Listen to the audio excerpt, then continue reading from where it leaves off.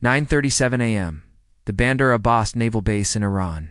Frigate Sahand was anchored with a dozen other ships. Iranian sailors didn't know today would be their last.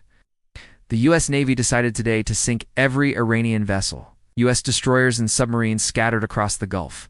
One by one, Tomahawk missiles roared to life, flying just 30 feet above the water. The Tomahawks advanced toward their targets.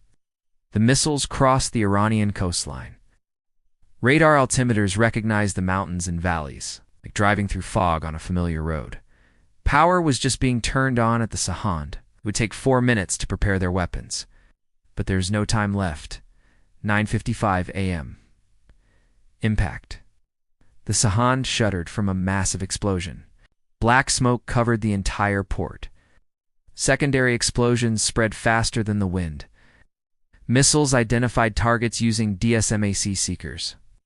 AI matched the ship's geometry with satellite images. The Tomahawk did not give up despite the smoke. The second Tomahawk struck the Sahand's bridge directly.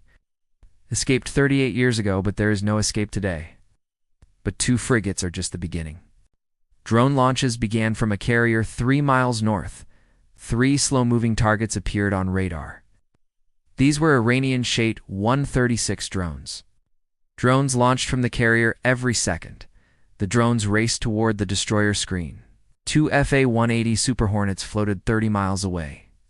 Each plane carried an AGM-158C LRASM missile. This 2,500-pound missile is an anti-ship giant. It can be launched from 500 miles away. Its real power is artificial intelligence. It doesn't need constant direction like old missiles. It uses its own sensors to find the target. The pilot released the missile from 40,000 feet. From now on, the missile is its own boss. The missile advanced silently just above the water. The pilot now had to handle the State drones. Each drone carried a 40-kilogram warhead. The pilot found the drones using a thermal map. A Sidewinder missile blew the State out of the sky. Bandar Abbas is now a burning ruin. But Iran's flagship Jamaran is still active. Iran has been proud of this ship for decades. Equipped with modern anti-ship missiles and Phaser-27 systems, a warning appeared on radar as the pilot entered the port. Soviet-era guns fired 1,000 rounds per minute. The pilot has only 60 seconds left. The pilot launched the AGM-8 4-slammer missile. The camera on the missile's nose streamed live video. The pilot controlled the missile via joystick from the cockpit, like performing surgery from 35 miles away. The missile struck the Jamaran's engine room directly. Iran's pride sank to the bottom in seconds. The 20-meter drone carrier Macron is burning. Converted tanker used to store drones. The Macron isn't sinking, it burns like a torch. Its drones might still be operational. The pilot saw a Tor-M1 missile system nearby, a powerful Russian-made mobile SAM system. The pilot's wingman dropped a 2,000-pound JDAM bomb.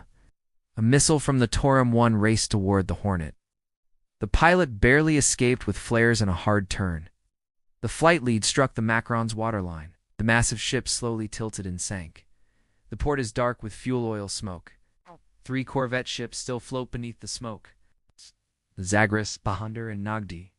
GPS signals failed due to radar jamming. The pilot must risk diving beneath the smoke. Iranian soldiers wait below with shoulder-fired missiles. The pilot descended to 5,000 feet. The smell of burnt oil and paint is everywhere. The smoke screen suddenly cleared with a gust of wind. The pilot immediately targeted the Zagros and Bahadur. 6 white flashes erupted through the smoke. Iranian submarine pens were completely destroyed. Deadly fast attack boats are now scattered at sea. Dozens of speedboats hide behind commercial ships. Each boat carries an Tor-M1 anti-ship missile. Iran built this swarm doctrine over 40 years. A helicopter found the State drones and boats. Hellfire missiles destroyed the boats one by one. A P-8 Poseidon monitored everything from 20,000 feet. Boats in the open sea were hit with harpoons. But hitting those next to tankers is difficult. Super Hornets dove in with their 20mm guns. Speedboats were shredded at 6,000 rounds per minute. By noon, all Iranian boats were sunk or disabled. Iran thought they would defeat the U.S. Navy with cheap boats. But they miscalculated.